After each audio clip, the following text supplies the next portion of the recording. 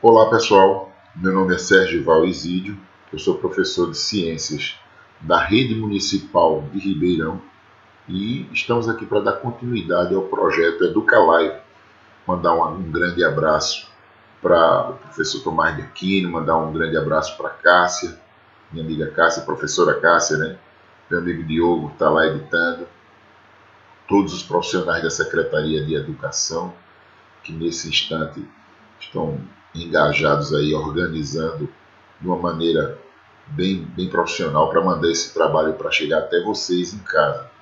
Então, lembrar vocês que ainda nos encontramos, né, no período de pandemia, de afastamento social, né, não posso nem chamar mais isso de quarentena, porque já faz aí no mínimo 60, 70, 80, 90, quase 90 dias que a gente está, ou talvez um pouco mais, sem podermos voltar às atividades normais. Lembrar que esse vírus ainda está circulando na sociedade, é preciso que tenhamos o mínimo de consciência, né, que às vezes o povo brasileiro esquece, começa a festejar reuniões e ainda estão morrendo muitas pessoas, e lembrar que a própria história fala a respeito dessa segunda onda de contaminação, que os estabelecimentos comerciais, aos poucos, por determinação do governo do estado, voltaram a funcionar, né? Mas se esse índice voltar a crescer, nós vamos ter novamente o fechamento desses estabelecimentos. Então, assim, a gente consegue, lamentavelmente, ainda ver as pessoas na rua festejando, bebendo, como se estivessem de férias. Na verdade, não é um período de férias, não, pessoal. O risco não passou, o risco ainda é muito próximo a nós, de morte, de contaminação. As pessoas, nós precisamos ter mais consciência disso para podermos evitar que esse índice volte a crescer. Temos no Brasil aí mais de 60 mil mortes por conta disso, creio eu, por conta do Covid-19. Alguém pode até fazer uma estatística meio fora de ideia, dizer assim, mas com relação à contaminação, professor, não morreu tanta gente não. Infelizmente, a gente não pode ver desse jeito não.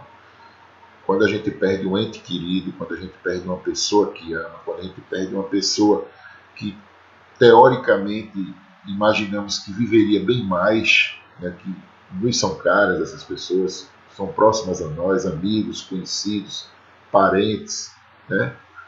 A gente tem uma ideia, eu diria assim, mais violenta a respeito do assunto desse vírus. A gente pensa na violência do vírus de fato, que está ceifando a vida de tanta gente que poderia viver bem mais. Então, assim, vamos ter muito cuidado, vamos ter uma atenção maior, vamos ter um acompanhamento. Quem tiver que ir à rua usa máscara, álcool gel, evita aglomerações. A gente sabe que existem situações de trabalho que exigem que você permaneça naquele ambiente. Existem pacientes de risco também, os idosos, os cardíacos, né, os diabéticos, os que sofrem, os asmáticos, né? Então é preciso ter muito cuidado ainda, porque a doença ainda não foi embora. Bem, gente, dito isso, vamos de fato agora entender melhor como a gente vai fazer o trabalho hoje. Nós vamos falar um pouquinho para o grupo do nono ano, porque o nono ano também envolve química, física, mas a parte de ciência que vai evoluir para a biologia também. Então, na verdade, tudo isso é ciências ainda, né? Então, a gente falou a semana passada sobre a hereditariedade, mas hoje a gente vai fazer um comentário, uma continuação do assunto a respeito das teorias evolucionistas, né? A gente lembrar de cientistas que na época que viveram, é chamado de naturalistas, né?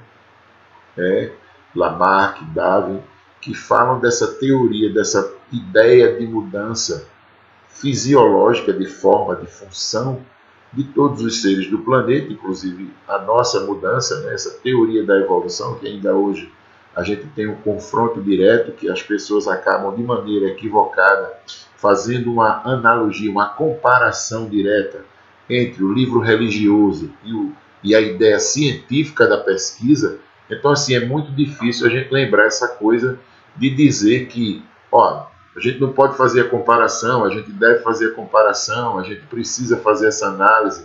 Então é bom que as pessoas tenham um entendimento de que devem separar simplesmente o livro religioso do livro científico. Então, assim, essa condição é preciso ser levada em consideração. Tá certo, pessoal? Não podemos de verdade esquecer desse detalhe. Tá bom? Então, só para dar continuidade, a gente não pode misturar uma coisa com a outra. Por quê? Porque o livro religioso ele fala que nós viemos de Adão e Eva, né? E nós não estamos aqui para contestar as escrituras, não. Nós estamos aqui para mostrar uma perspectiva científica do ponto de vista da evolução, do ponto de vista da mudança. Só para a gente lembrar desse detalhe, tá bom? Então vamos falar sobre essas teorias evolucionistas. A crença de que as espécies eram produtos, eu diria assim, imutáveis, que não teriam mudança, era quase inevitável naquela época, né? Enquanto se considerou ser de curta duração a história do mundo. A principal causa de nossa relutância a admitir que uma espécie originou espécies claras e distintas é que sempre somos lentos para admitir grandes mudanças as quais não vemos as etapas acontecerem. Isso foi escrito por Charles Darwin, né, que foi um dos naturalistas que viveram naquela época lá e que tinha uma ideia de que a questão da seleção natural entre os seres, entre as espécies, melhoraria a espécie cada vez mais. Ele escreveu isso no livro A Origem das Espécies, certo, pessoal? Só para a gente lembrar. E está aí uma imagem bem interessante, bem emblemática também, e que provoca muitas polêmicas, porque a gente lembra que existe uma resistência muito grande social, né? Eu diria assim, uma resistência social de uma maneira geral, para entendermos que evoluímos de um descendente, né, que poderia ter vindo do primata. Então, assim, o primeiro Darwin a estudar a evolução não foi Charles, mas sim Erasmus Darwin, que na verdade era da família, que era o seu avô. Ele achava que as espécies se adaptavam ao meio por uma espécie de esforço consciente. Elas conseguiam se adaptar. A teoria dessas características adquiridas, elas conseguiam se melhorar, elas conseguiam mudar isso. Mas foi seu contemporâneo, Jean-Baptiste Lamarck, que ficou mais famoso defendendo a ideia ou a teoria, uma teoria parecida, que falava a respeito do uso e o desuso, né? Ele tinha uma ideia de que essas espécies poderiam modificar-se a partir de determinadas ações. Ele só não conseguiu provar muita coisa a respeito dessa ideia. Segundo ele, os órgãos se aperfeiçoavam com o uso e se enfraqueceriam com a falta desse uso. Mudanças são preservadas e transmitidas aos filhos. Ele diria assim, aos descendentes de cada espécie. O exemplo mais típico seria essa ideia para ele, né, para Lamarck, essa ideia do pescoço da girafa. Ele acreditava que ela crescia, o pescoço dessa espécie, à medida que a girafa procurava comida e tentava acompanhar a altura, eu diria assim, dessas árvores que ela se alimentava. Então, à medida que ela buscava essa comida, ela também acabava, sem perceber, fazendo com que o seu pescoço ficasse mais alto, né? A gente percebe que cientificamente não é comprovado nada disso.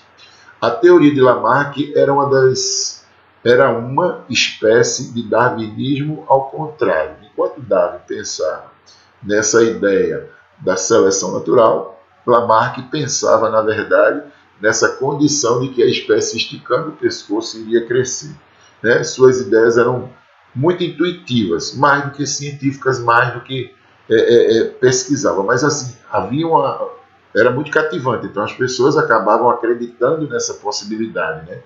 Por se adaptarem mais facilmente ao senso comum. Então suas teorias sofriam de um problema de seleção, de observação, e suas abordagens acabavam tendo uma necessidade de comprovação, ou seja, ele não conseguia comprovar aquilo que ele falava. Ele tinha uma ideia, a ideia era boa, a ideia caía no conceito social, mas ele não tinha uma comprovação científica, principalmente no acompanhamento. Então, assim, ficava a carência, a necessidade dessa comprovação.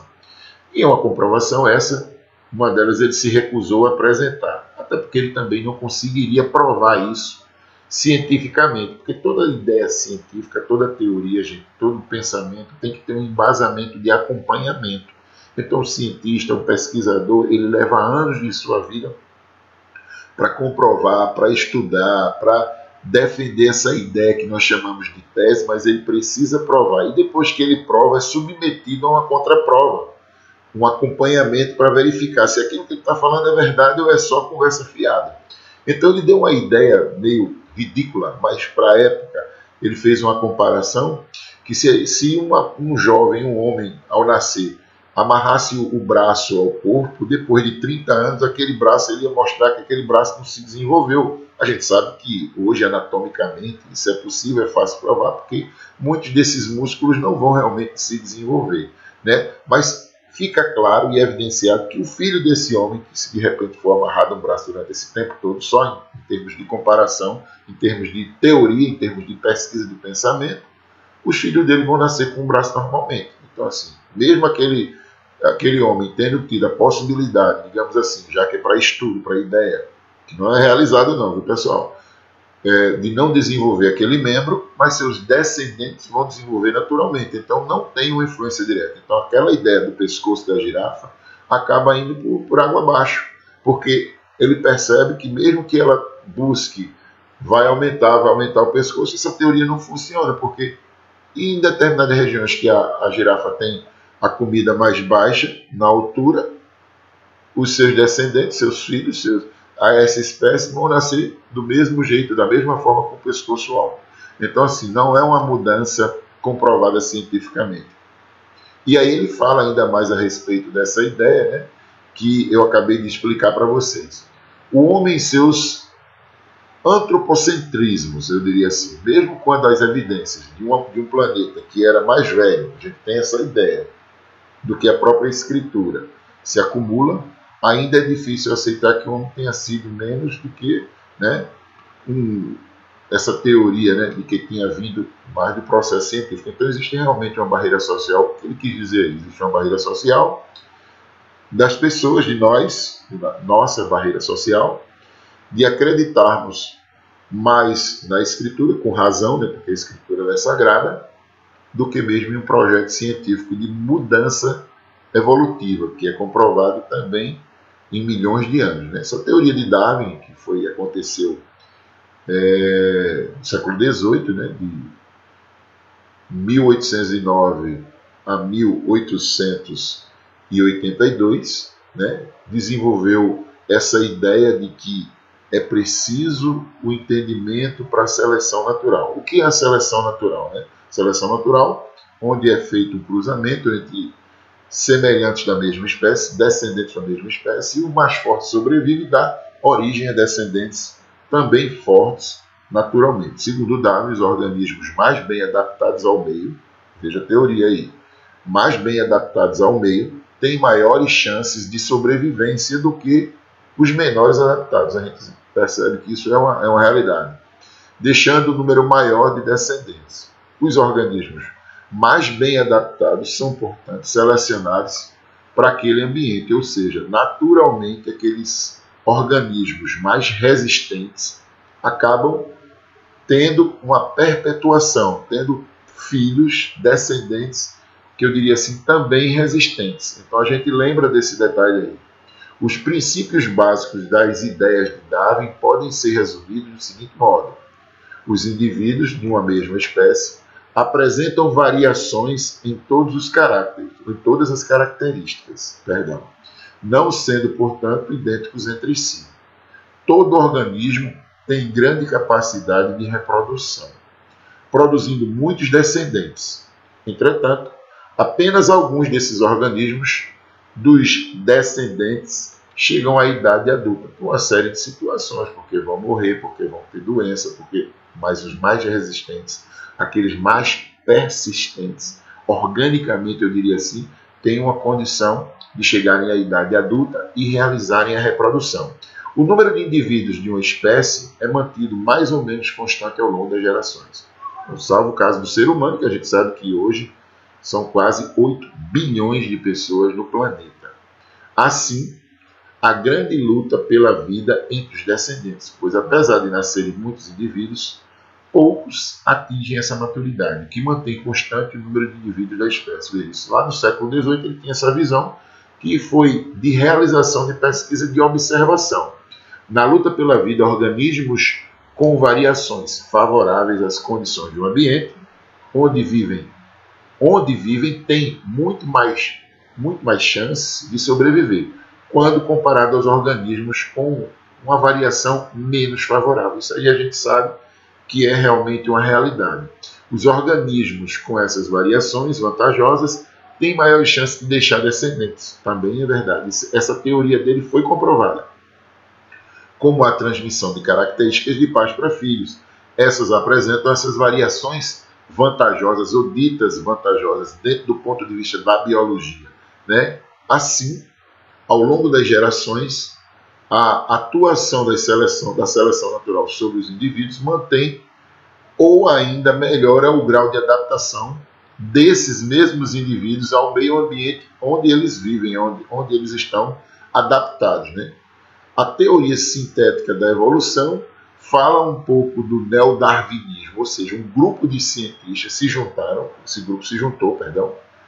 para dar continuidade a essa pesquisa, essa condição de estudo, de observação, tomando como essência as noções de Darwin sobre a seleção natural e incorporando as noções atuais da genética. E aí a gente tem uma contribuição muito grande de Mendel, que a gente falou na última aula, e ele trouxe essa ideia do gene, né, dessas características serem herdadas. Ele conseguiu comprovar, era um estudioso, a gente sabe que era um abade, era uma pessoa que deu a vida, que se dedicou realmente estudando essa reprodução, a perpetuação dessas características de uma criatura para outra criatura. A mais importante contribuição individual da genética, extraída dos trabalhos de Mendel, substitui o conceito antigo da herança através de mistura de sangue, né? Porque se pensava que com essa mistura de sangue se trazia essas características. Mas Mendel conseguiu mostrar cientificamente, matematicamente, a condição